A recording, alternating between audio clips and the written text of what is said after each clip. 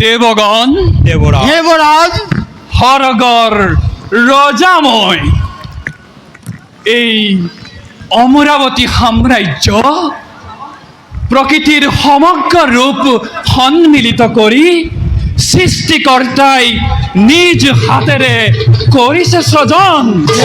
দেবৰাজ, এই অমৰাবতী সাম্ৰাজ্য নহয় জানো দেৱতাৰ আপোন সম্পদ? হয় দেবৰাজ। কিন্তু কিন্তু দেৱৰ্ষি নাৰদে বাৰ্তা দি গ'ল যে দেবৰাজ, দেৱৰ্ষি নাৰদে বাৰ্তা দি গ'ল যে কিছুদিনৰ পাছতেই হেনো পৃথিৱীত মহাভয়ংকৰ মহাপ্ৰলয়ৰ সূচনা হ'ব। মহাপ্ৰলয় হ'ব দেবৰাজ। হয় হব দেবৰাজ। এই পৃথিৱীত জীৱ জন্তু তৰু তৃণ মনুষ্যকে ধৰি কোনো বাচি নাথাকিব। সকলোবিলাক ডুব যাব জলৰ মধ্যত। আৰু তেতিয়াই যক্ষ ৰক্ষ আৰু দানৱগণে গা কৰি উঠিব। আৰু সেই দৈত্য দানৱগণে যদি আমাৰ স্বৰ্গ ৰাজ্য আক্ৰমণ কৰে তেনেহ'লে তাৰ উপায় কি হ'ব দেৱগণ? দেবৰাজ, তেতিয়াহ'লে দেৱতাবিলাকে মনুষ্য পূজা পাতলৰ পৰা বঞ্চিত হ'ব। দেৱতাবিলাকক কোনে পূজা পাতল দিব? ইয়াৰ কি ব্যৱস্থা হ'ব? অৱশ্যে মনুষ্যৰ পৰা পূজা পাতল নোপোৱাটো অতি দুৰ্ভাগ্যৰ কথা। এই পৃথিৱীৰ পৰা যাগ যজ্ঞ পূজা পৰ্বণ এইবিলাক যদি নাইকিয়া হৈ যায় তেনেহ'লে সমগ্ৰ পৃথিৱী অধৰ্মই চানি ধৰিব। আৰু এই ক্ষেত্ৰত মৃত্যু অধিপতিয়ে বা কি ভাবি পাইছে? দেবৰাজ, মোৰ ক'বলৈ কি আছে? মোৰ নামততো পূজা পাতল একোৱেই নাই। মোৰ একমাত্ৰ কাম হৈছে পাপীক শাস্তি প্ৰদান কৰা। মহাপ্ৰলয়ৰ সময়ত সকলোৰে মৃত্যু হোৱাৰ লগে লগে মোৰ ৰাজ্যটো মৃত আত্মাবোৰে ভৰি পৰিব। ধাৰ্মিক আৰু অধাৰ্মিক সকলো বিচাৰ কৰি পাপী গোষ্ঠীৰ শাস্তি দিয়াই মোৰ একমাত্ৰ কাম। ভাবিছোঁ এই সকলোবিলাক ৰাখিবলৈ হ'লে মই আৰু এখন যমৰাজ্য প্ৰতিষ্ঠা কৰিব লাগিব দেৱৰাজ। আপোনাৰতো শান্তি তাতেই দেৱৰাজ, কাৰণ দৈত্য দানৱগণ গৈ আপোনাৰ কাষ নাপায়গৈ। কিন্তু ইয়াৰ ফল আমি ভোগ কৰিব লাগিব। আৰু এই বিষয়ে আলোচনা কৰিবৰ বাবে আমি দেৱগণে বিষ্ণুক লগ ধৰিব লাগিব। নহ'লে যে আমাৰ স্বৰ্গ ৰাজ্য ৰক্ষা কৰাটো আমাৰ বাবে কঠিন হৈ পৰিব। জগতকৰ্তাৰ বাৰে ইয়াৰ উপায় আন কোনেও দিব নোৱাৰে। আমি তালৈ যোৱা উচিত হ'ব। আমি যেনে তেনে স্বৰ্গ ৰাজ্য বচাবই লাগিব। নহ'লে দেৱতাবিলাকৰ স্থান এই পৃথিৱীৰ পৰা নাইকিয়া হৈ যাব দেৱৰাজ। তেনেহ'লে বিলম্বৰ নাই প্ৰয়োজন। আজিলৈ এই সভা ভংগ বুলি মই কৰিলোঁ ঘোষণা।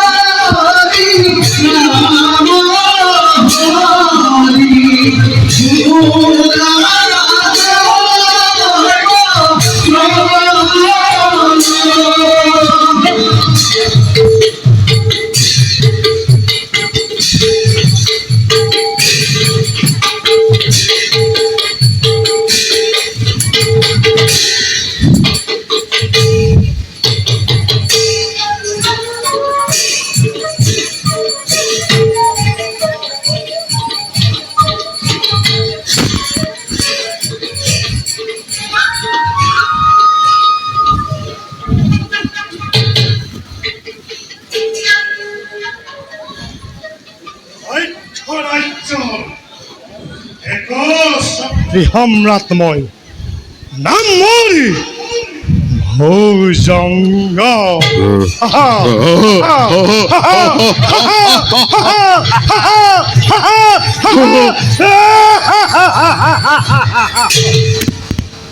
আৰু যক্ষ ৰাজনৰ জ্যেষ্ঠ ভাতৃ নাম মোৰ ত্ৰিভুজা। যজ্ঞ ৰাজৰ মই কনিষ্ঠ ভাতৃ নাম মূৰ ভোজ্জাকুৰ।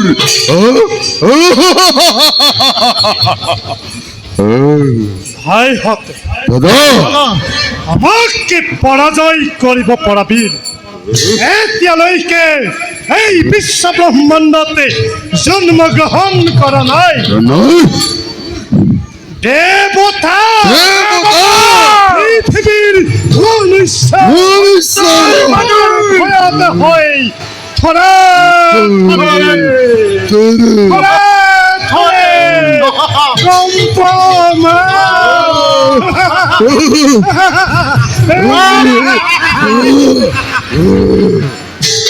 ভাইহঁত দাদা এই পৃথিৱীৰ সকলো দেশ জয় কৰি হত্যা লুণ্ঠন আৰু নাৰী হৰণ আদিৰে বিভীষিকাৰ সৃষ্টি কৰি এফালৰ পৰা মোক সিমূৰ কৰি যাব লাগিব।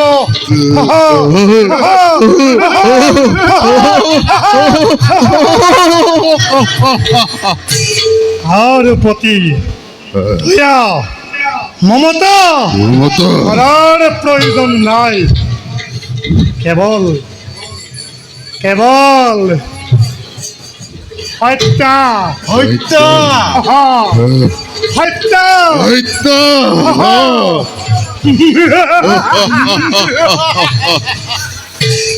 দাদা তাৰ বাবে আপুনি নিশ্চিন্ত থাকক। স্বৰ্গ মধ্য সকলো দেশৰ পৰাস্ত কৰি এই দেশৰ ধন সোণ আনি যক্ষপুৰীৰ ৰাজকাৰেঙত সযতনে ৰাখিছো দাদা। আৰু দাদা এই দেশৰ ধন সোণ মণি মুকুতা সকলো আনি ৰাজভঁৰালত ৰখা হৈছে। আৰু দাদা আৰু কি ভাতৃ সুন্দৰী ৰমণী সুন্দৰী ৰমণী বিলাকক ধৰি আনি আমাৰ ৰাজকাৰী কৰিছো শুৱানি দাদা। ধন্য ধন্য বীৰ ভাতৃ শতবাৰ প্ৰশংসিছো মই তোমালোকৰ বীৰত্ব। এবাৰ উচ্চ স্বৰে সকলোৱে জয়ধ্বনি স্বৰ্গ স্বৰ্গ! মৰ্ত্য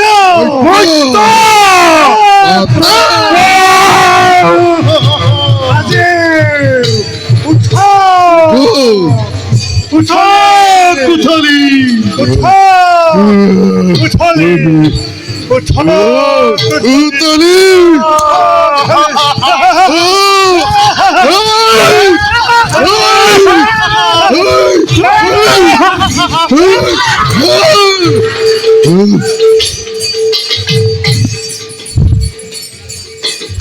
আইহঁত দাদা মাক বধিবৰ বাবে দেখি মুনিসকলে মৰণ যজ্ঞ ওম স্বাহা ওম স্বাহা স্বাহা কৰিছে আয়ুষ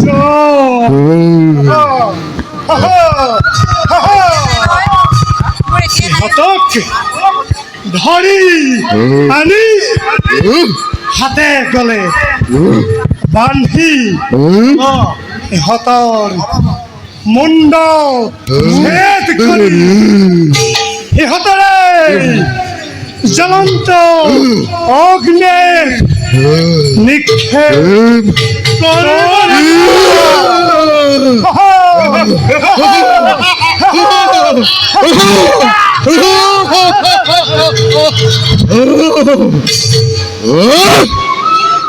ঋষিমুনি সকলৰ ইমান অহংকাৰ, আমাক মাৰিবলৈ মৰণ যজ্ঞ আৰম্ভ কৰিছে। ওম ক্ৰীম ক্ৰীম স্বাহা। ওম ক্ৰিং ক্ৰিং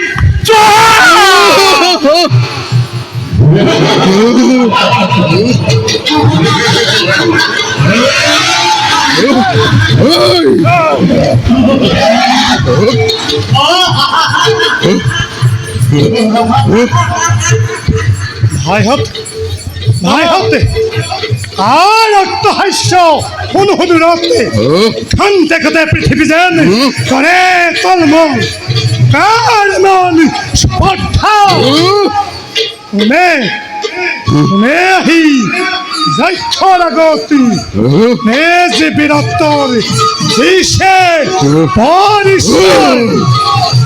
আদেশ কৰক, এতিয়াই তাৰ মুণ্ড ছেদন কৰি দিওঁ।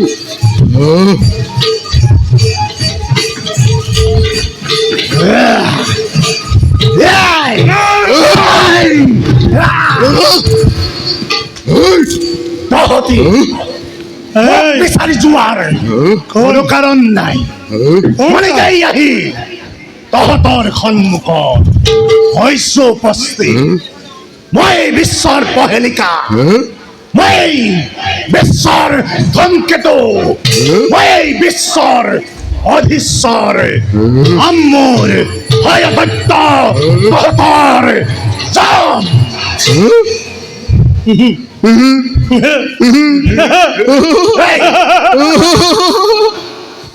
এই কোন তই? তই যক্ষৰ পৰাক্ৰম একে অৱদান সন্মূৰ্খ। যা যা যা যা, তোক মুক্তি দিলো মই। মিছাতেই মৰি তই নমৰিবি এই জ্বলন্ত অগ্নি। এই মূৰ্খ, মোক বধ কৰিব পৰা বীৰ এতিয়াও নাই এই বিশ্ব ব্ৰহ্মাণ্ড। নাজানো নাজানো তহঁতি মোৰ বলৰ পৰাক্ৰম। পাৰিবিনে পাৰিবিনে তহঁতি মোৰ বলৰ পৰীক্ষা কৰিব? দাদা, ভাইহঁত কি চাই আছা? আক্ৰমণ কৰা, ইয়াকে ঠাইতে আজি মৃত্যু দণ্ড দিয়া হওক। যোৱা দেখে হওক।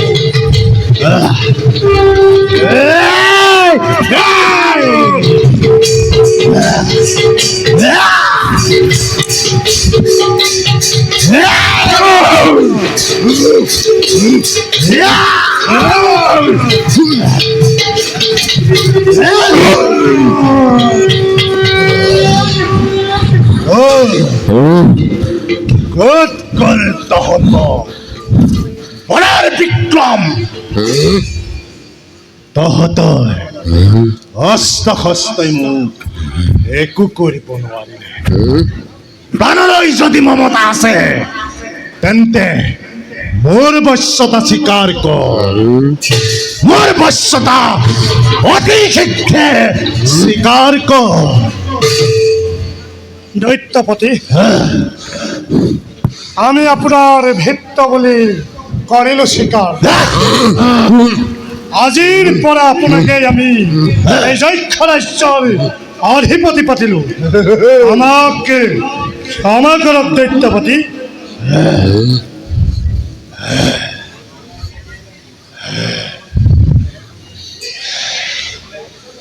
বেশ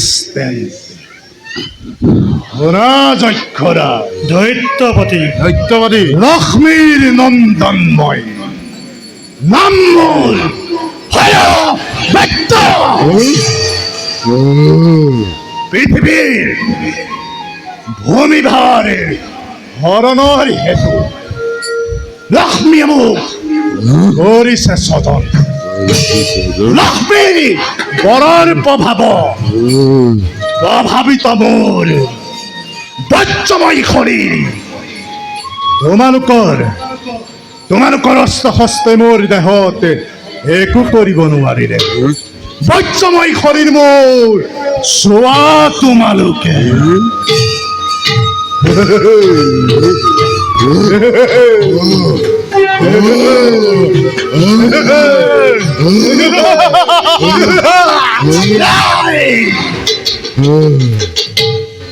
সঁচা কথা দৈত্যপতি আমাৰ সকলোবিলাক অস্ত্ৰ শস্ত্ৰ আপোনাৰ মুণ্ডত পৰি ছিন্ন ভিন্ন হৈ গ'ল আমি বশ্যতা স্বীকাৰ কৰিলো দৈত্যপতি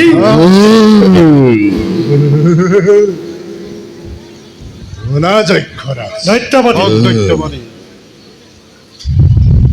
শুনা অলপ দিনৰ পিছতে এই পৃথিৱী এক মহাপ্ৰলয় মহাপ্ৰলয় সূচনা চাৰিওফালে কেৱল পানীয়েই পানী পৰুতীৰ্ণ গছ গছনি জীৱ জন্তু আনকি মনুষ্য কোনো জীয়াই নাথাকিব এই মহাসমুদ্ৰ কিন্তু কি দৈত্যপতি কিন্তু আমি দৈত্য দানৱবিলাক এই মহাপ্ৰলয়ৰ মাজতো জীয়াই থাকিব পাৰি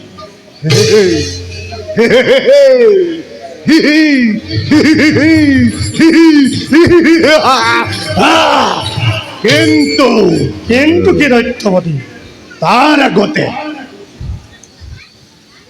সেই ব্ৰহ্মা বোলা দেৱতা এটাই যে দেখিছা পৰ্বতৰ গুহা বেদ বেদাংগ শাস্ত্ৰ আছে তাৰমানে সকলোবোৰ তাত হৈছে লুকুৱাই মহাপ্ৰলয় আৰম্ভ হোৱাৰ আগতেই আমি সেইবিলাক সংগ্ৰহ কৰি জ্ঞান আহৰণ কৰিব লাগিব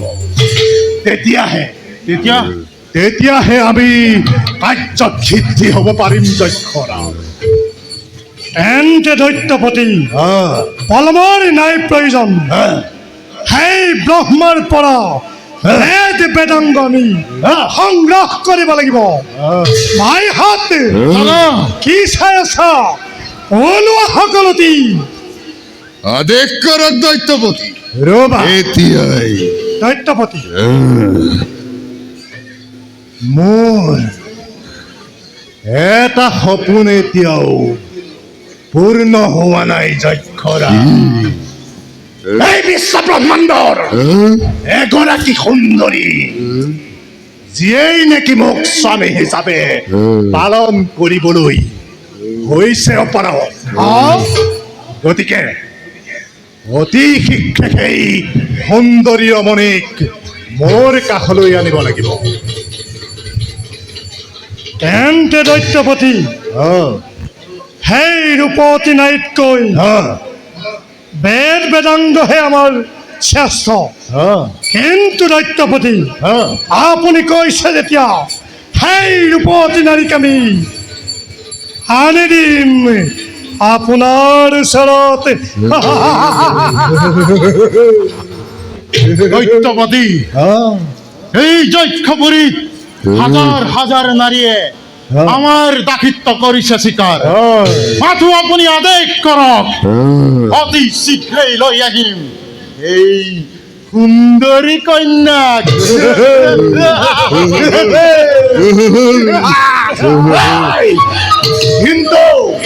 কিন্তু কি দৈত্যপতি তাৰ আগতে সেই বেদ বেদাংগবিলাক গ্ৰহণ কৰি আমি জ্ঞান আহৰণ কৰি ল'ব লাগিব তেতিয়াহে আমি দৈত্য দানৱবোৰ এই মহাপ্ৰলয়ৰ মাজতো জীয়াই থাকিব পাৰিম শুনা যক্ষৰাজ দৈত্যপতি বিলম্বই মিলাব বিঘিনি ওরা হবে জয়ধ্বনি মেদিনী খপাই স্বর্গ স্বর্গ মর্ত্য মৈত্য পাতাল উঠা কুকুরে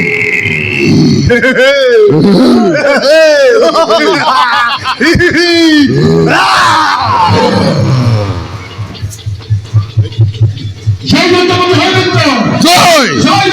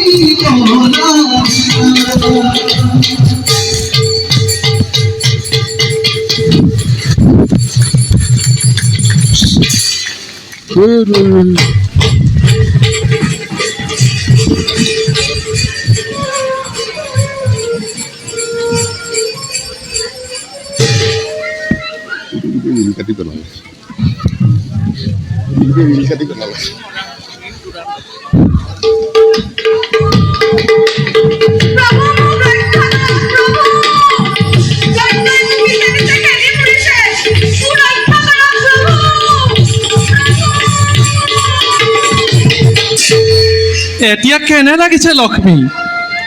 জগতৰ মাতা হৈ তুমি যে ঘৃণনীয় কাৰ্যত লিপ্ত হলা, এতিয়া তাৰ পৰিণাম ভোগ কৰিবলৈ সাজু হোৱা লক্ষ্মী। তুমি তোমাৰ লজ্জা নিবাৰণৰ হেতু সৌ সাগৰত ডুব যাব লাগিব লক্ষ্মী। প্ৰভু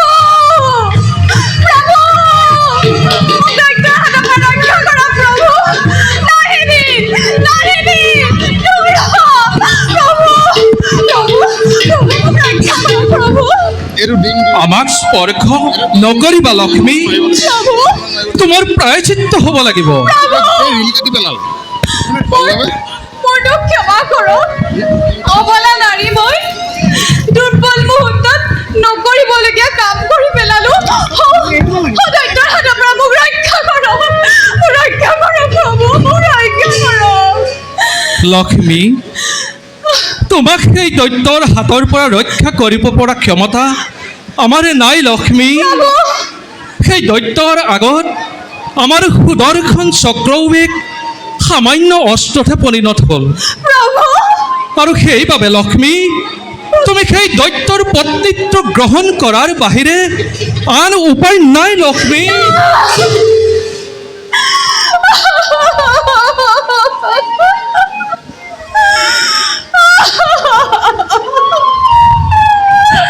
প্ৰভু আপুনিও আজি এনে বাক্য কৰিলে উস্তাৰণ।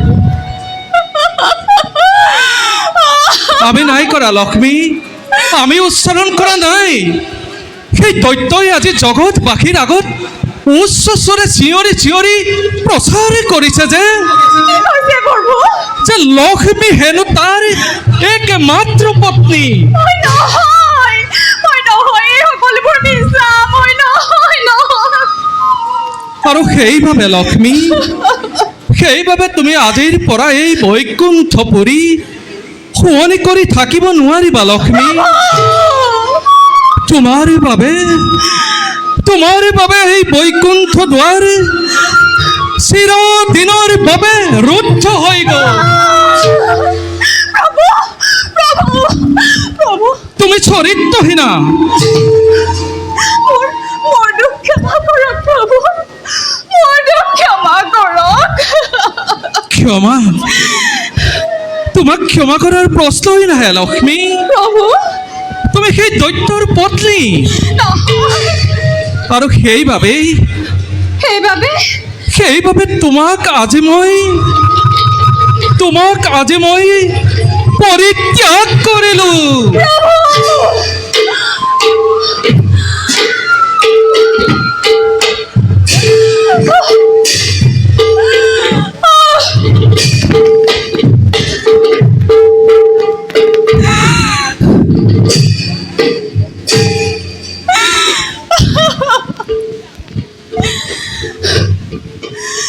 ক্ষমা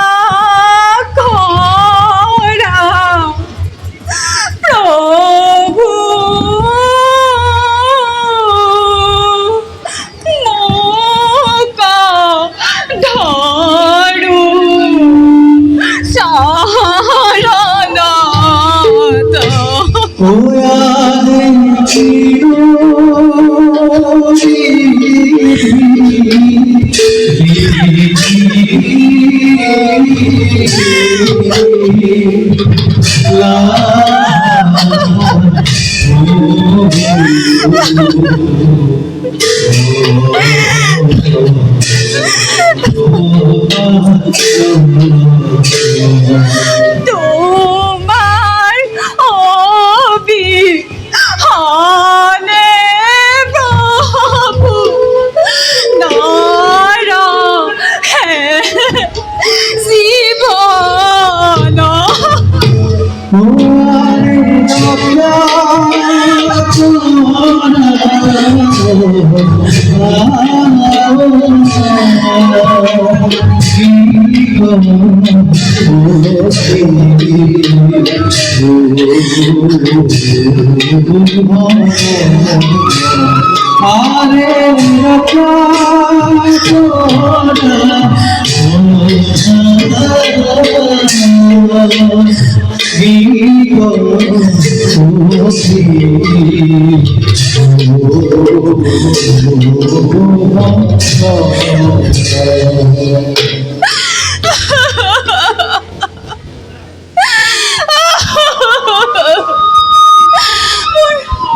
মোৰ অৱস্থা এতিয়া কি হ'ব প্ৰভু মোৰ অৱস্থা এতিয়া কি হ'ব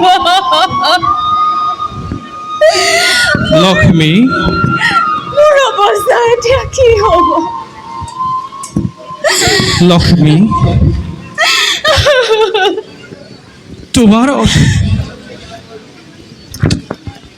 তোমাক সেই দৈত্যৰ পৰা আজি ৰক্ষা কৰিব কোনেও নোৱাৰে লক্ষ্মী প্ৰভু স্বৰ্গ মধ্য পাতাল সেই তিনিও লোকতে লুকাই থাকি তুমি সেই দৈত্যৰ পৰা সাৰিব নোৱাৰিবা লক্ষ্মী প্ৰভু যিহেতু তুমি তাক অমৰত্ব দি স্বজন কৰিছা এতিয়া তুমি তোমাৰ লজ্জা নিবাৰণৰ হেতু সৌ সাগৰত ডুব যাব লাগিব লক্ষ্মী সৌ সাগৰত ডুব যাব লাগিব এয়া আপুনি কি বিধান দিলে প্ৰভু এয়া আপুনি কি বিধান দিলে মোক মোক পৰিত্যাগ নকৰিব মোক পৰিত্যাগ নকৰিব প্ৰভু গৰ্বিতা নাৰীৰ উচিত শাস্তি বিধান হৈছে তুমি যদি তোমাৰ সতীত্ব ৰক্ষা কৰিব বিচাৰিছা লক্ষ্মী বিচাৰো প্ৰভু তুমি যদি এই জগতৰ মাতৃ হৈ থাকিব বিচাৰিছা লক্ষ্মী বিচাৰো প্ৰভু তেন্তে তুমি তোমাৰ বিলুপ্তি সাধন কৰিবই লাগিব লক্ষ্মী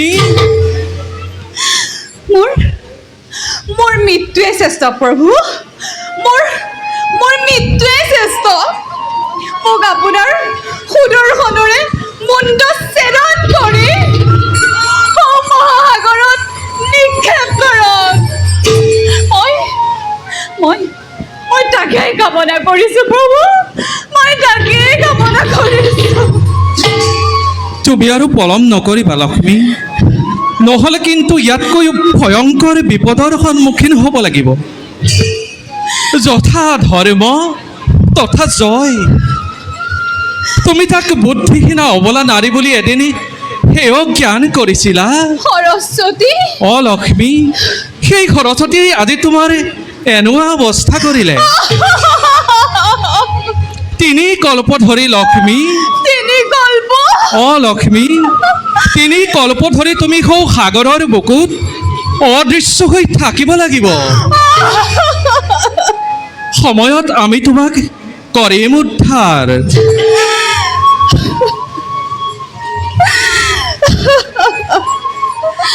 হে জগতবাসী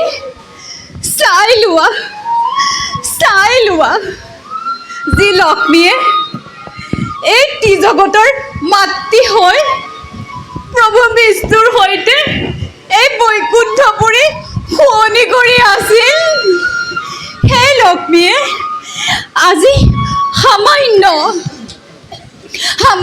এটি ভুলৰ বাবে বৈকুণ্ঠৰ পৰা কক্ষচুত ধূমকেতুৰ দৰে খহি পৰি সাগৰত ডুব যাব লগা হ'ল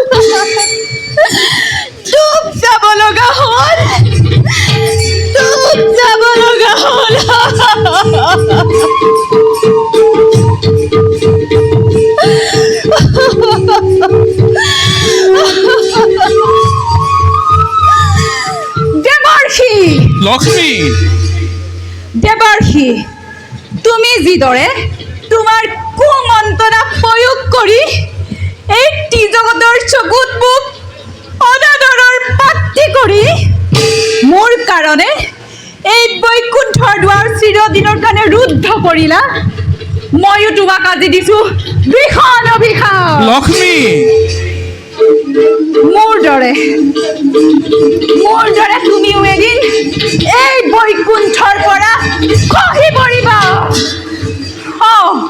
এই বৈকুণ্ঠৰ পৰা খহি পৰিবা, এই বৈকুণ্ঠৰ পৰা খহি পৰিবা।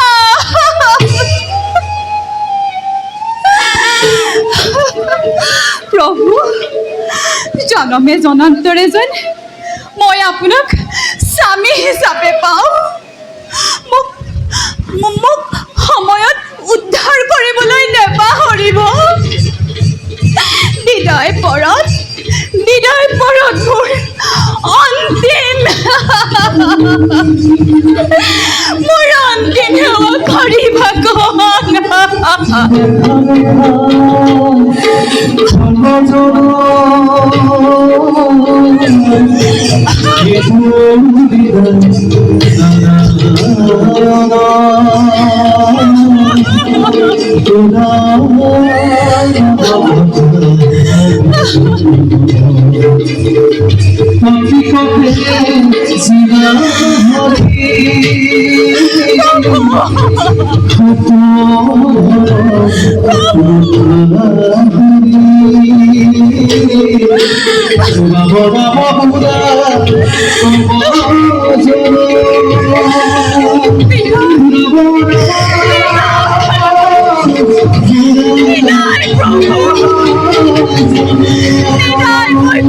কৰিবা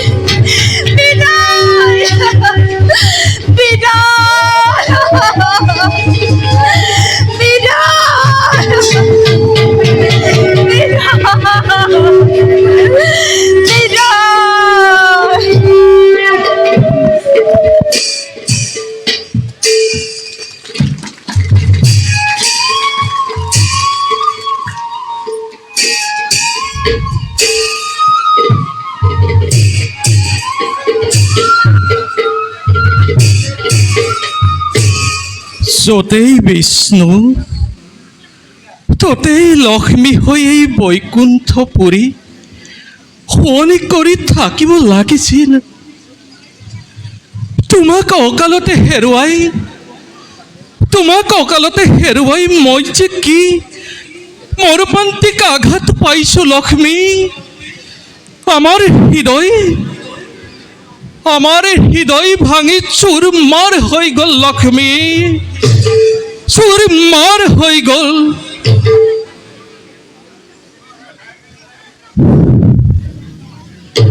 লক্ষ্মীহীনা বৈকুণ্ঠপুৰী কিছুদিনে এনেকৈয়ে খালী হৈয়ে থাকিব। যাওঁ, নিজ কৰ্তব্যত হওঁ অগ্ৰসৰ।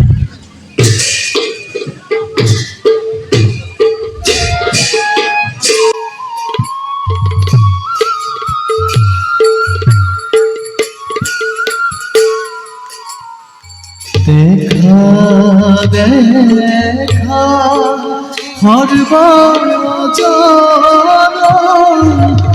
দৈবে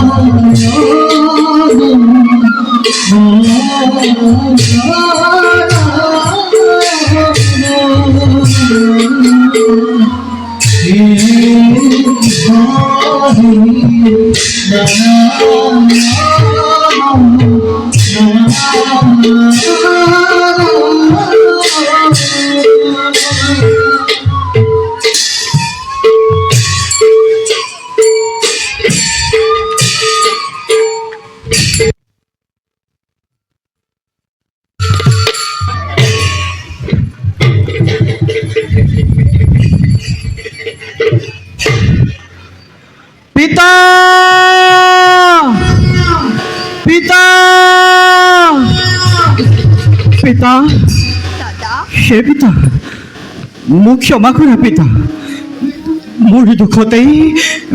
মোৰ দুখতেই আজি সমগ্ৰ পৃথিৱী ধ্বংস হ'ব ধৰিছে পিতা। হে পিতা, মোক ক্ষমা কৰা পিতা।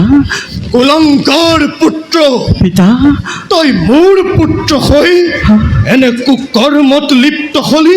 নাই পিতা, তোৰ গৰ্ভত থকা শাস্ত্ৰ জ্ঞান তই ইয়ালৈকে ললি। নাই পিতা, তোৰ কপটীয়া স্বভাৱৰ বাবে পিতা। মোৰ সৃষ্টি ধ্বংস হ'ব ধৰিছে।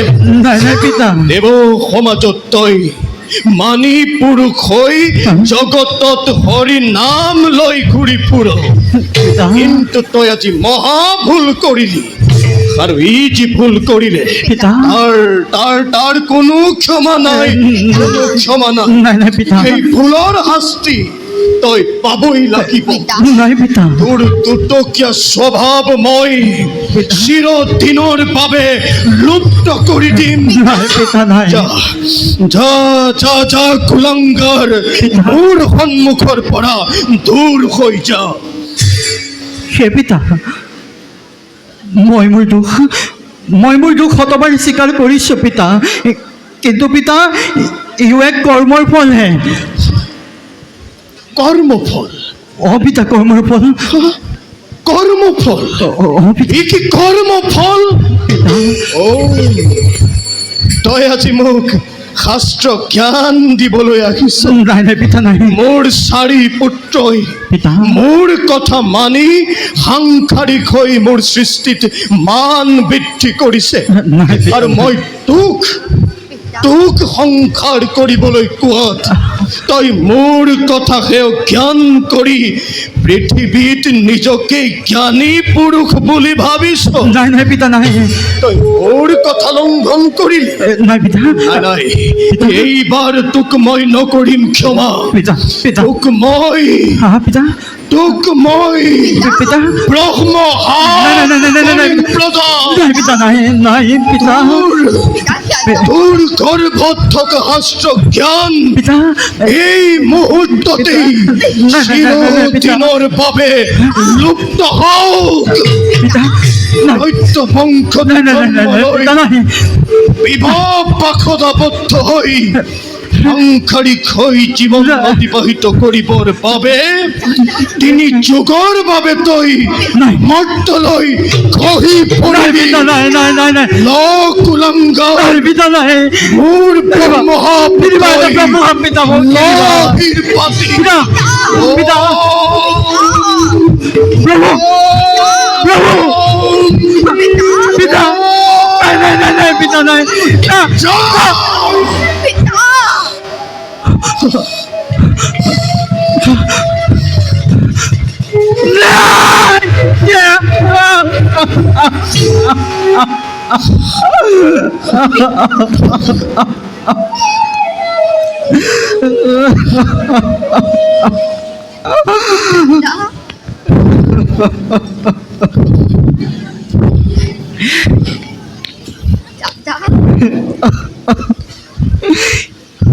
হে পিতা, তুমি পুত্ৰ কিয় এনে ব্ৰহ্মহাপ কৰিলা প্ৰদান? হে পিতা, তুমি সৃষ্টিৰ অধিকাৰী, মোক ক্ষমা কৰা পিতা, মোক ক্ষমা নাই কুলংগাৰ। পিতা। ব্ৰহ্মহাপ নহয় খণ্ডন, মোৰ হাপে তোক কৰক ভস্মীভূত। পিতা, এয়া তুমি কি কৰিলা পিতা? লঘু দুখত গুৰুতৰ শাস্তি কৰিলা প্ৰদান। মোৰ ব্ৰহ্মহাপ নহয় খণ্ডন। আই, তই ইয়াক মোৰ সন্মুখৰ পৰা আঁতৰি যাবলৈ ক। দাদা, হে পিতা, তুমি মোৰ হাজাৰ বছৰৰ তপস্যাৰ সাধনাৰ ফল নিমিষতে ধূলি চাট কৰি দিলা পিতা।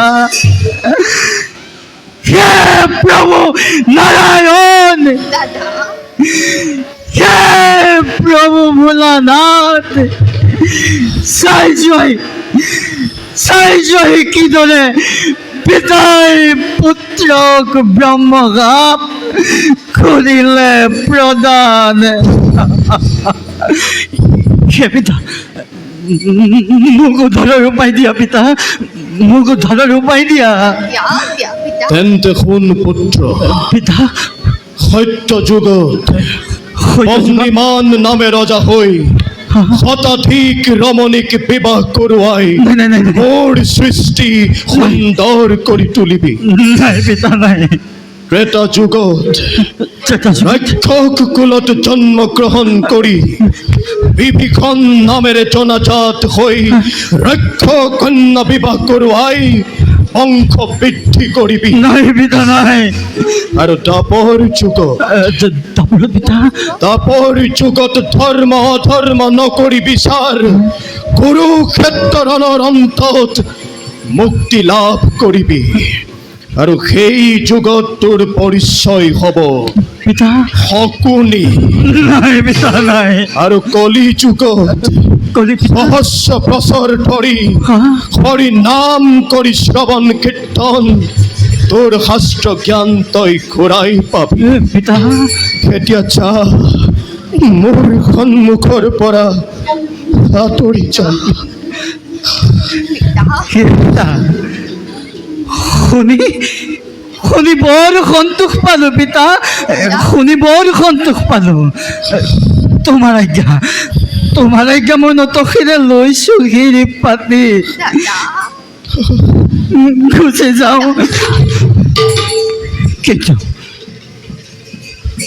কিন্তু যোৱাৰ আগতে দাদা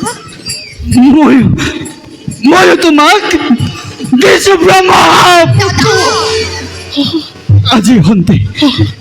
আজিৰ খন্তে তোমাৰ নামত নহ'ব মন্ত্ৰ উচ্চাৰণ।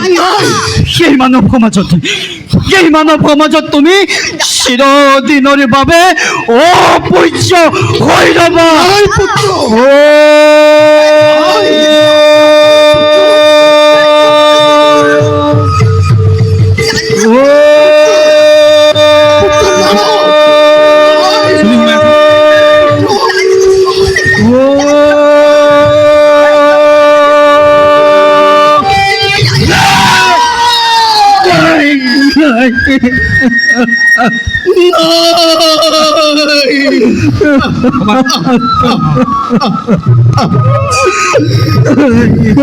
পুত্ৰ,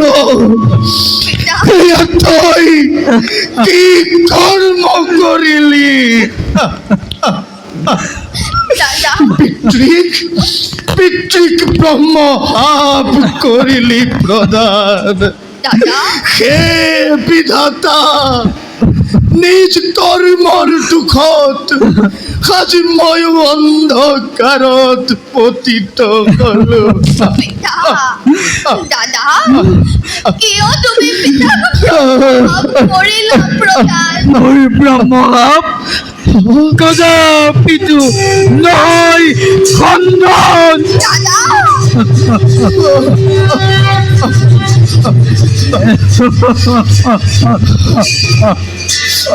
প্ৰজাপতি, আপুনি ভূমিত কিয় পৰি আছে? দেৱৰ্ষি, আপোনাৰ বিনবাদ্য ভূমিত পৰি আছে কিয়? হে প্ৰভু, বিপদৰ সময়ত দেখা পোৱাৰ বাবে মোৰ জীৱন আৰু তল। পিতাই মোক ব্ৰহ্মশাপ কৰিলে প্ৰদান। মই হেনো 3 যুগ ধৰি মৰ্ত্যদী জীৱন যাপন কৰিব লাগিব আৰু প্ৰভু। সেইবাবেই পুত্ৰই মোক ব্ৰহ্মশাপ কৰিলে প্ৰদান।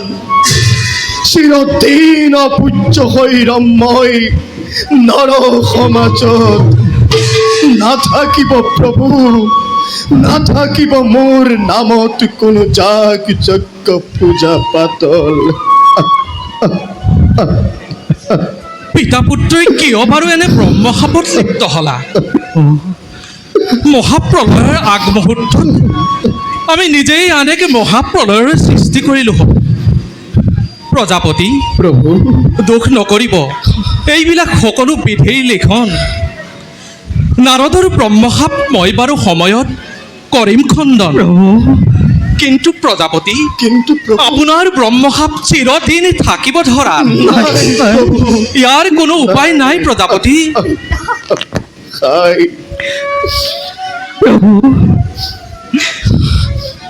বিপদৰ সময়ত দেখা দিয়াৰ বাবে কেইটাখনি জীৱন সাৰ্থক হ'ল প্ৰভু হয়দত্তই সকলোবিলাক বেদশাস্ত্ৰ হৰণ কৰি লৈ গৈছে সেই বেদশাস্ত্ৰ আপুনি মই স্বৰূপ ধাৰণ কৰি উদ্ধাৰ কৰক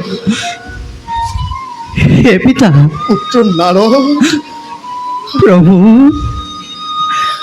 ভোলানাথ পুত্ৰ মই এতিয়া মাগিছো বিদায়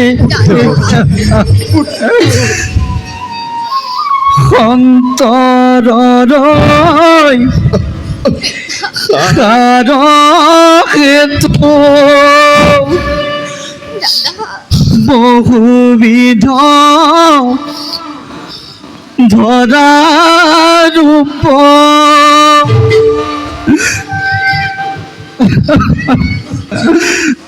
দুৰ্জনক বিনাশিব বলে প্ৰাণ হৰি হৰি হৰি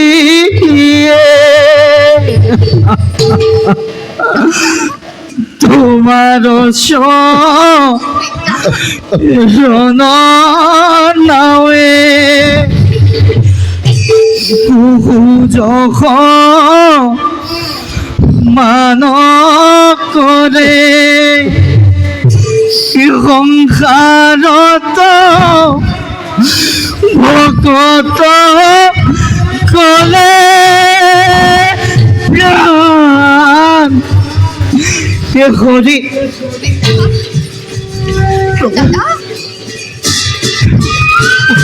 সংসার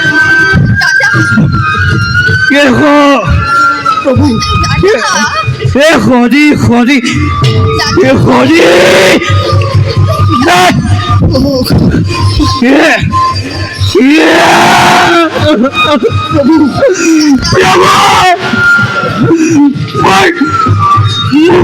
মই কি হয়েছে মই গাব নোৱাৰে কৈছো কিয় নাৰদ পুত্ৰ নাৰদ মই চাৰিওফালে অন্ধকাৰ দেখিছো মই চাৰিওফালে অন্ধকাৰ দেখিছো প্ৰভু পিতা ভোলানাথ পুত্ৰ নাৰদ প্ৰভু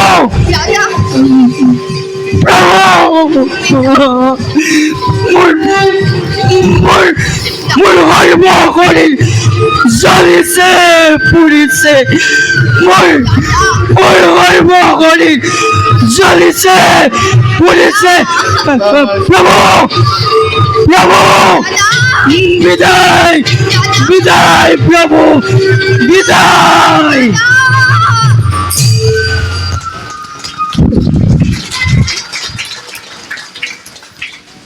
প্ৰজাপতি প্ৰভু আমাৰ ইমানবোৰ চেষ্টা অথলে গ'ল অসুৰে বেদ শাস্ত্ৰ হৰণ কৰিলে মই বৰ মহাপাতকী প্ৰভু আপোনাৰ আদেশ পালন কৰিব নোৱাৰিলোঁ আজি ময়ো অজ্ঞানীত পৰিণত হ'লোঁ প্ৰভু অজ্ঞানীত পৰিণত হ'লোঁ প্ৰজাপতি ভোলানাথ এইবোৰ সকলো ভাগ্যৰ লিখন আমি খণ্ডন কৰিব নোৱাৰোঁ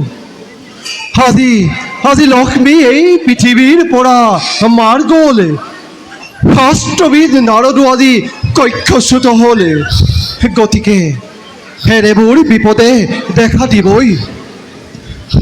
নাই নাই সুলপানী, প্ৰভু বেদ শাস্ত্ৰ যেনে তেনে উদ্ধাৰ কৰিবই লাগিব।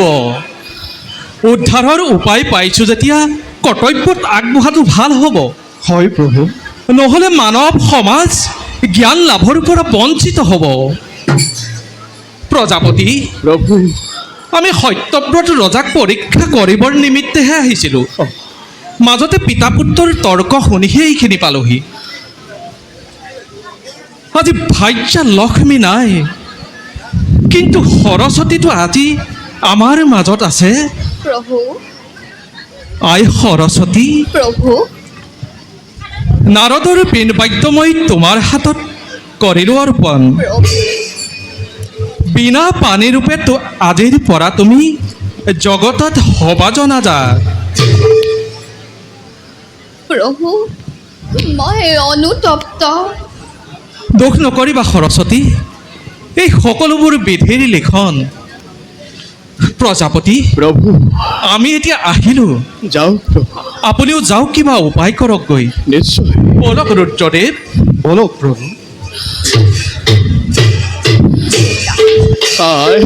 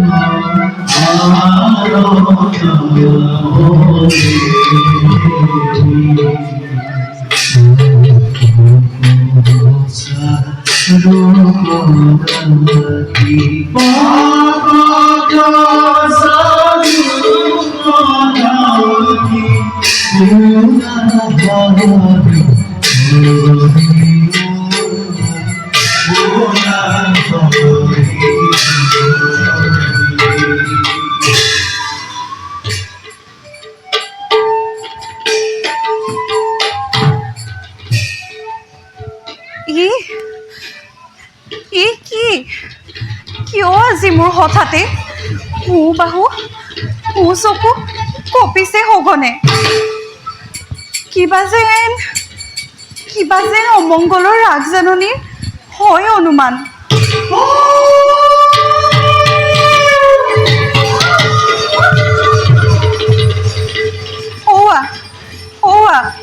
দিনতেই শিয়াল কুকুৰবোৰে আৰ্তনাদ কৰিব ধৰিছে।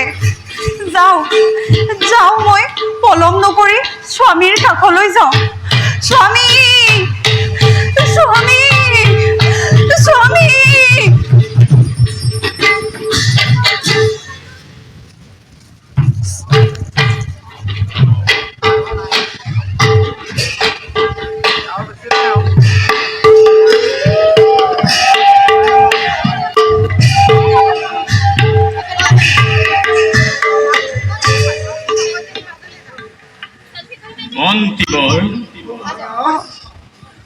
পৃথিৱীত দিনক দিনে অধৰ্মৰ ফালে কৰিছে গতি নিতে নিতে নতুন ঘটনাই মোৰ ৰাজ্য গ্ৰাস কৰিব লাগিছে বিনা মেঘে পক্ষপাত এই বিলাকৰিত কিবা সম্ভেদ জনান জীৱন জীৱৰ কোনোবাই আছে কানে কানে সত্যবাদে তোৰ ৰাজ্য ধ্বংস হ'বৰ বাবে আৰু বেছি সময় নাই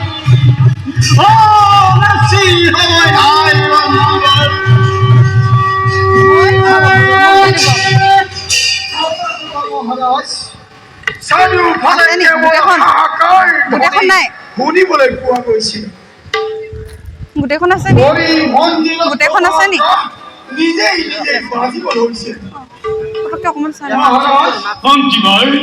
অনুভৱ হয় এইটো উপায় নাপায় ৰজাৰ ওচৰত দান ভিক্ষা কৰিবলৈ আহিলোঁ নাই সেইটো তাৰপিছত মই যে কি দান দান ভিক্ষাটোতে কি দান সাহায্য কৰিব একাকাই কৰি ৰাজ্যৰ চাৰিওফালে অৰাখীন কৰি ৰাজ্যময় কৰিছোঁ শাসন তথাপিতো মন্ত্ৰী সকলোৰে মনত এটি ভাৱ হৈছে উদয় পৃথিৱীখন মহাপ্ৰলয়ে আগৰিব ধৰিছে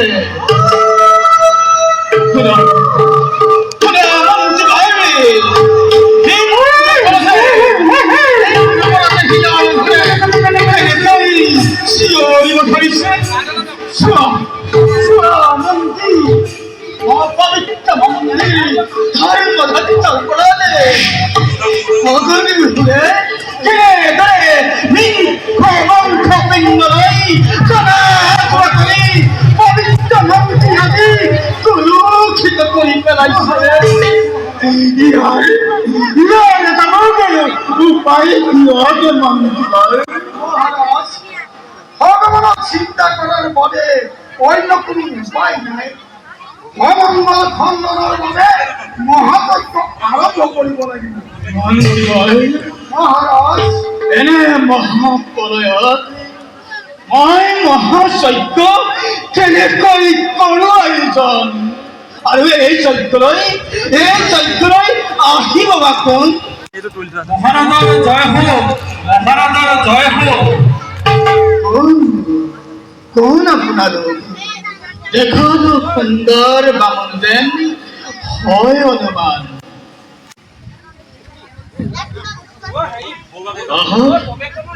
আহক গীতমৰ দয়া কৰি আসন কৰাত গ্ৰহণ আসন গ্ৰহণ কৰিবলৈ আমাৰ ভালকৈ আহিছিলে নে মাতটো আমি বৰ বিপদত পৰি আপোনাৰ ওচৰলৈ আহিলোঁ অ মহাৰাজ দয়া কৰি আমাক ৰক্ষা কৰক মহাৰাজ হে গীতমৰ মই একো বুজিও পৰা নাই গীতমৰ এই মহাপ্ৰলয়ত চাৰিওফালে দেখি মোৰ একেবাৰে মন দিশহাৰা হৈ গৈছে মহাৰাজ পৃথিৱীত মহাপ্ৰলয় হৈছে দেশত মাৰি মৰক আকাল দুৰ্ভিক্ষই এফালৰ পৰা ছানি ধৰিছে প্ৰজাৰ মনত অকণো শান্তি নোহোৱা হৈছে মহাৰাজ আৰু সেই দেখিহে আমি সাগৰ তীৰতে মহাযজ্ঞ আয়োজন কৰিছিলোঁ কিন্তু যজ্ঞ আয়োজন কৰিব খোজোঁতেই লাগিল নহয় খেলি মেলি মহাৰাজ জলদেৱতাই হুংকাৰ কৰি কৈ গ'ল এটা বস্তু সাগৰত দান দিলেহে হেনো যজ্ঞ সমাধা কৰিব পৰা যাব আৰু জলদেৱতাৰ মতে সেই দান হেনো সত্যৱত ৰজাইহে কৰিব পাৰিব হয় মহাৰাজ গতিকে মোৰ ৰাজ্যত আপোনালোকে যজ্ঞ আৰম্ভ কৰক মোৰ ৰাজ্যৰ এই প্ৰজাসকলৰ বাবে মোৰ ৰাজ্যৰ মংগলৰ বাবে আপোনালোকে যজ্ঞ পাতকে এই ৰাজ্যৰ অৰ্থ্য বিৰোধী সকলো মই কৰি দিম আনকি আনকি মোৰ প্ৰাণো যদি দিব লাগে তাৰ বাবে মই প্ৰস্তুত জীৱৰ আমি জানো মহাৰাজ, আমি ভালদৰে জানো আপুনি পৃথিৱীৰ এজন শ্ৰেষ্ঠ জ্ঞানী পুৰুষ। আপুনি ৰাজ্যৰ ধন সোণ ঐশ্বৰ্য বিভূতিৰ লগতে আপোনাৰ নিজ প্ৰাণ বিলাবলৈও কুণ্ঠাবোধ নকৰে। কিন্তু মহাৰাজ, কিন্তু বুলি ৰৈ গ'ল কি অভিযোগৰ আমি যি ধান বিচাৰিম সেইটো কিন্তু এইবোৰৰ ভিতৰত এটাতো নপৰে মহাৰাজ। মহাৰাজ মন্ত্ৰীবৰ ৰাৱণৰ চল চাতুৰতা কৰি নিজকে নিজেই পাহৰি নাযাব। মই ভাবোঁ দেশৰ এই অমংগলৰ সময়ত আপুনি সকলো ভাবি গুণিয়ে প্ৰতিজ্ঞাবদ্ধ হওক। মন্ত্ৰীবৰ নহ'লে আমি হাহাকাৰ কৰি ঘূৰি ফুৰিব লাগিব। মন্ত্ৰীবৰ মহাৰাজ এখন চাৰিওফালে মহাপৰে আগুৰি পৰিছে। ঋষি মুনিসকলে মোৰ ৰাজ্যত মহাযজ্ঞ পাতি লৈছে। সত্যবাদ দামীৰতা বুলি চাৰে জগতে এনে স্থলত মই এই ব্ৰাহ্মণসকলক কেনেকৈ কৰোঁ মহাৰাজ সকলো কথা আঠ পিছাহে আপুনি প্ৰতিজ্ঞাবদ্ধ হওক।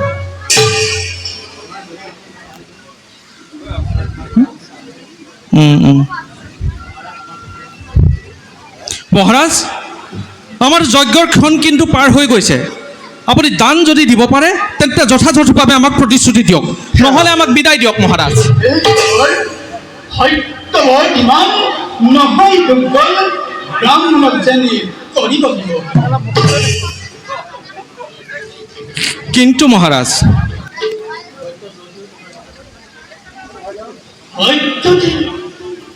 সত্যত ব্ৰতী হৈ থকা বাবে স্বয়ং ভগৱানে এক শক্তি ৰাজ ৰাজস্ব বুলি জন্মদেৱ দিছিল গোহাঁই। এইবাবে সত্যমতে আন আৰু প্ৰতিজ্ঞালৈ লগৰে ভাই চন্দ সূৰ্য আখি কৰি মই কৰিছো প্ৰতিজ্ঞা। ৰাজ্যলৈ অসহ্য বিভূতি তথাপিতো দিব লাগে যদি নিজ প্ৰাণী সকলো ভাই দিন দিতবাৰ তথাপিতো মোৰ প্ৰতিজ্ঞা ভংগ হ'বলৈ শুনা ফেৰা দেৱতা মণ্ডলী, শুনা ফেৰা প্ৰজাগণ, সত্যবাদী হাতী সত্য তিনি সত্য খাই কৰিছো প্ৰতিজ্ঞা। জানেই এই বিষয়ে আপোনালোকে আহি মুখে নয় প্ৰদানে ধন্য ধন্য মহাৰাজে। শুনক তেনেহ'লে আমাৰ দানৰ কথা। আমাৰ যজ্ঞ সমাধা কৰিবৰ বাবে এগৰাকী ৰাজ সুলক্ষণা নাৰীক জলত নিক্ষেপ কৰিব লাগিব। হয় মহাৰাজ, এগৰাকী নাৰীক, আৰু সেইবাবে আমি আপোনাৰ ৰাজৰাণীক জলত নিক্ষেপ কৰিবৰ বাবে বিচাৰি আহিছোঁ মহাৰাজ। আপুনি প্ৰতিজ্ঞাবদ্ধ মহাৰাজ, গতিকে নিজ প্ৰতিজ্ঞাৰ কথা মনত ৰাখি আমাক যথাযথভাৱে দান দিয়ক, তেহে ৰজা প্ৰজা সকলোৰে মংগল হ'ব।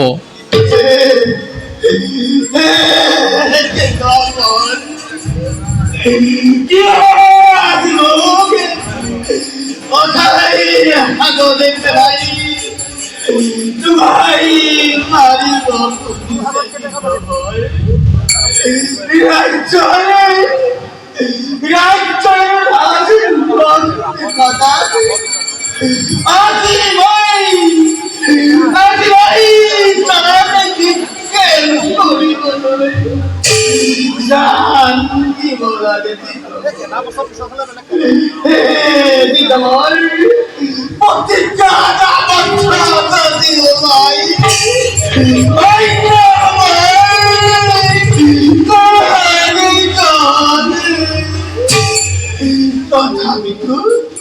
তথাপিতো মোৰ বুকুৰ পৰা লৈ নাযাব দিদাৰ মোক ক্ষমা কৰ দিদাৰ মোক ক্ষমা কৰ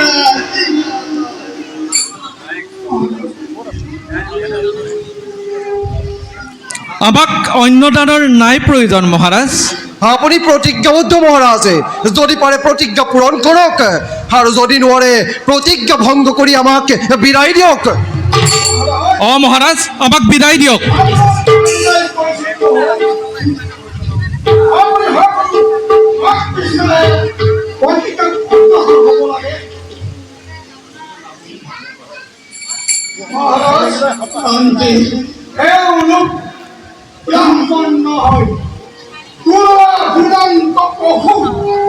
মই আশা কৰি আপোনাক বিপদত পেলাব খুজিছে।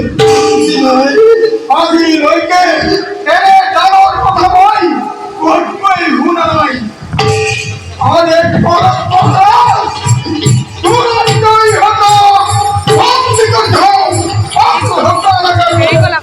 মন্ত্ৰী সাৱধান মন্ত্ৰী, মুখ চম্ভালি কথা কবা।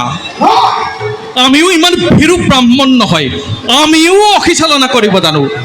তোমাৰ দৰে এজন সাধাৰণ বৃদ্ধ মন্ত্ৰী আমাক বন্দী কৰি ৰাখিব নোৱাৰিবা।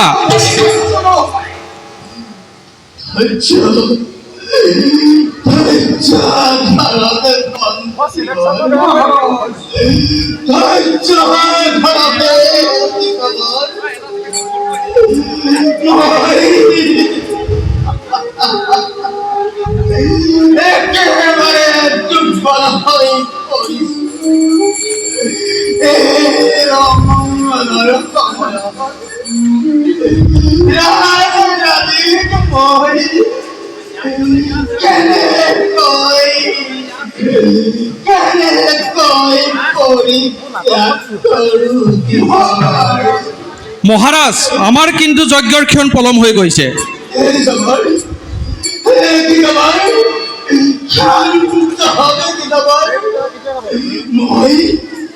মই প্ৰতিজ্ঞাবদ্ধ।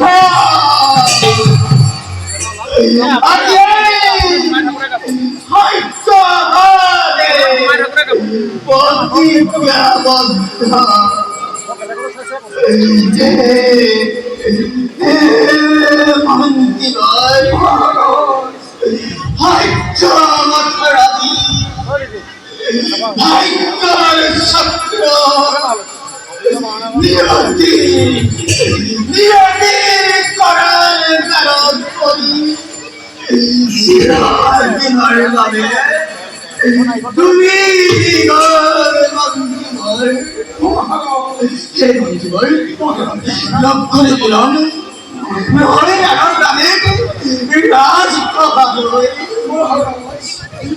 মহাৰাজ আমাৰ যজ্ঞৰ এটা ক্ষণ কিন্তু পাৰ হৈ যাব এতিয়া।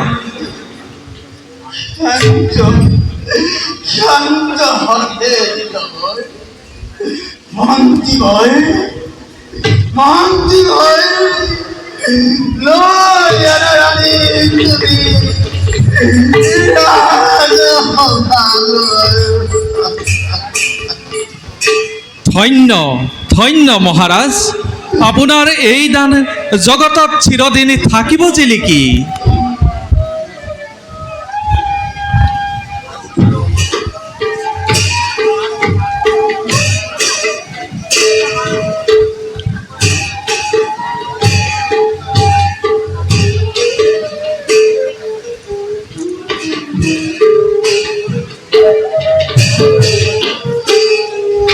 স্বামী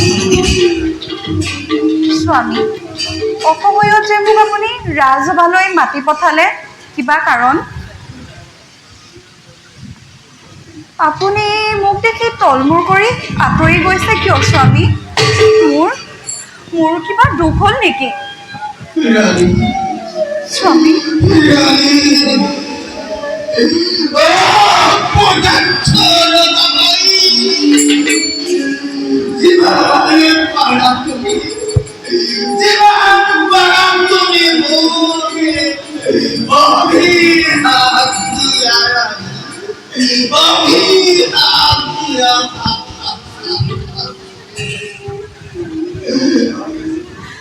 স্বামী স্বামী আপোনাৰ কি হৈছে? কিয় আজি আপুনি ইমান উত্তাউল হৈ গৈছে? মন্ত্ৰী ডাঙৰীয়া, ৰানী মহাৰাজৰ কি হৈছে? মহাৰাজৰ এই অৱস্থা দেখি মোৰ বুকু ভাগি গৈছে। মন্ত্ৰী ডাঙৰীয়া, ৰানী আপুনি নিমাত কিয়? আপোনালোকৰ এই অৱস্থা দেখি মই অতিষ্ঠ হৈ পৰিছোঁ। আৰু এই দুজন ব্ৰাহ্মণীয়া কিয় অপেক্ষা কৰি আছে?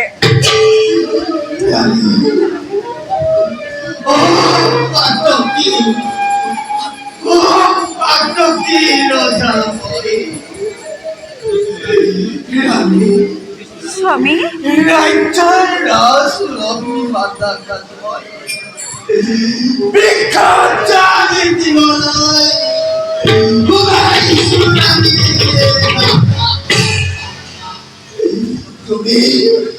তুমি মোকে অভিশাপ দিয়ে ভস্ম কৰা লাগে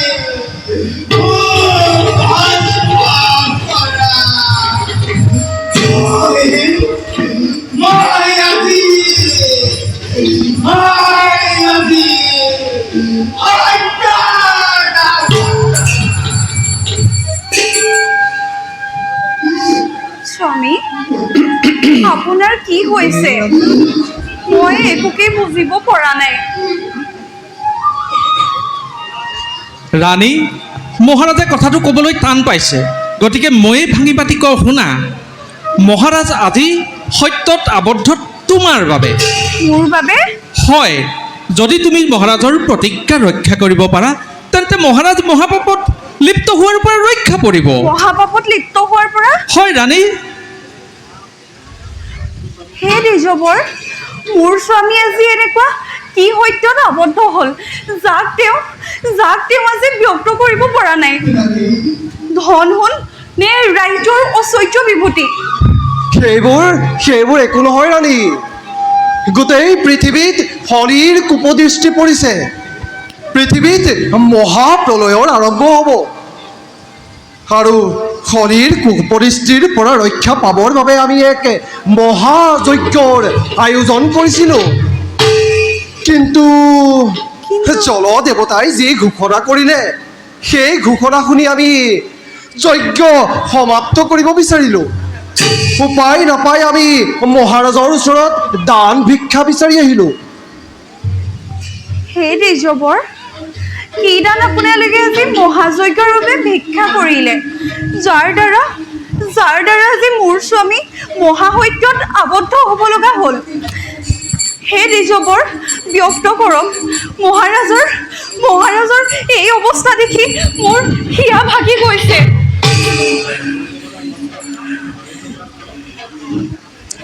ৰাণী, জল দেৱতাৰ ইচ্ছা যজ্ঞ কৰা স্থানত এগৰাকী ৰাজ সুলক্ষিনী নাৰীক জলত বিসৰ্জন দিব লাগে, আৰু তেহে যজ্ঞ সমাপ্ত কৰিবলৈ দিব। আৰু সেইবাবে আমি মহাৰাজৰ ওচৰত তোমাক দান ভিক্ষা কৰি আহিছোঁ। কি? ৰজা কিন্তু প্ৰতিজ্ঞাবদ্ধ ৰাণী, আৰু এতিয়া ৰজাই সেই দান প্ৰদান কৰিবলৈ অপাৰগ হৈছে। স্বামী,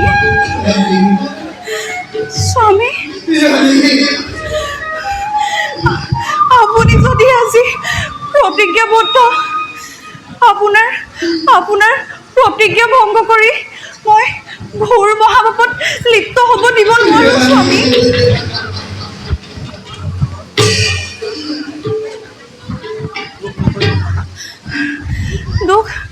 আপুনি দুখ নকৰিব স্বামী।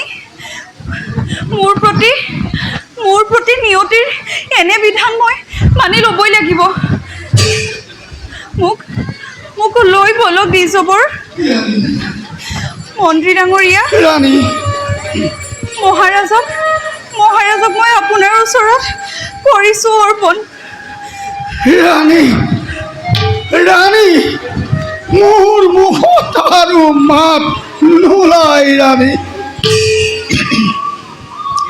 এই ৰাজ্যৰ পৰা যেতিয়া ৰাজলক্ষ্মী আঁতৰি যাব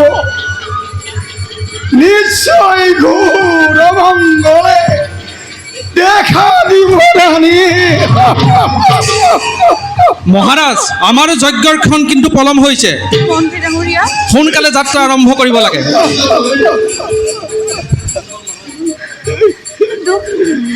আপুনি দুখ নকৰিব মন্ত্ৰী ডাঙৰীয়া। অপায় অমংগল একো নহয়। নিশ্চয় ৰাজ্যলৈ সুখ শান্তি ঘূৰি আহিব। অনাবৃষ্টি মাৰি মৰক সকলো দূৰ হ'ব। বিদায়।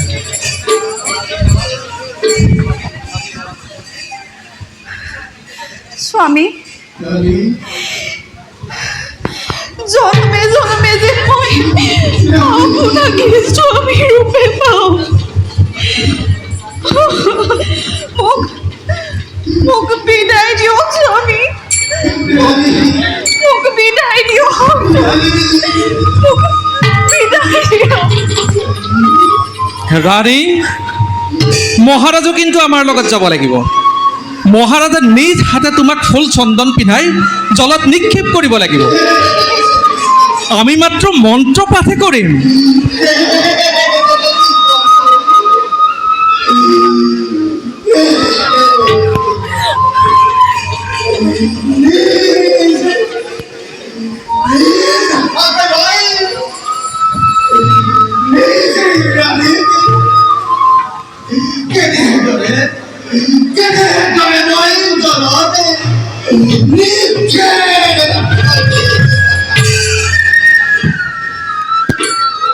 স্বামী, আপুনি অধৈৰ্য নহ'ব। ধৈৰ্য ধৰক। স্থিৰ হৈ সত্যৰ মহিমা দেখাওক স্বামী। হে দ্বিজবৰ, মোক লৈ বলক বলা ৰাণী। স্বামী।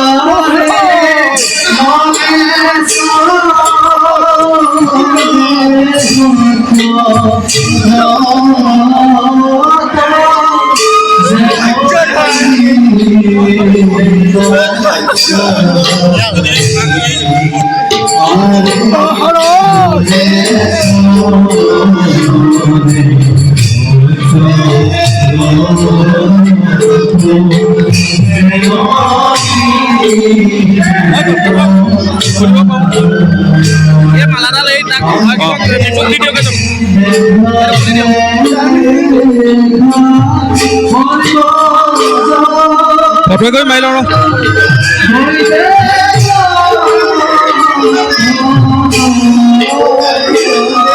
তোমাক এনেই টেষ্ট কৰিবলৈ নকৰোঁ। ফটো মাৰিম বুলি তোমাক এনেই টেষ্ট কৰিবলৈ মানা কৰোঁ। টেষ্ট কৰিলোঁ।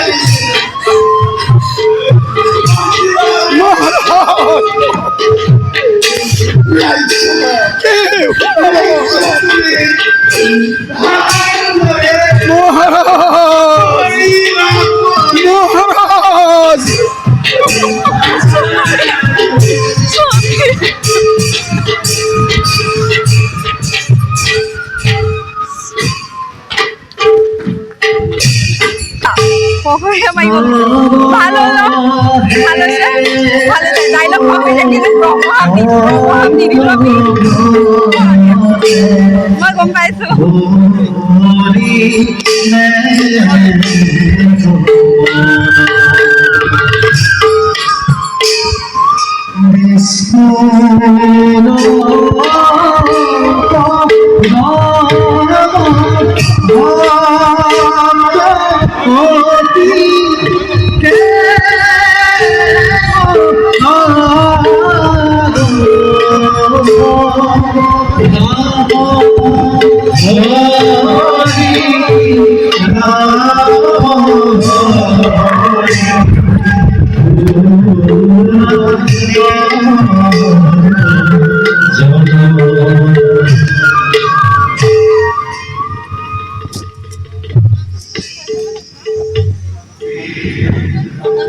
আছে পিছত আছে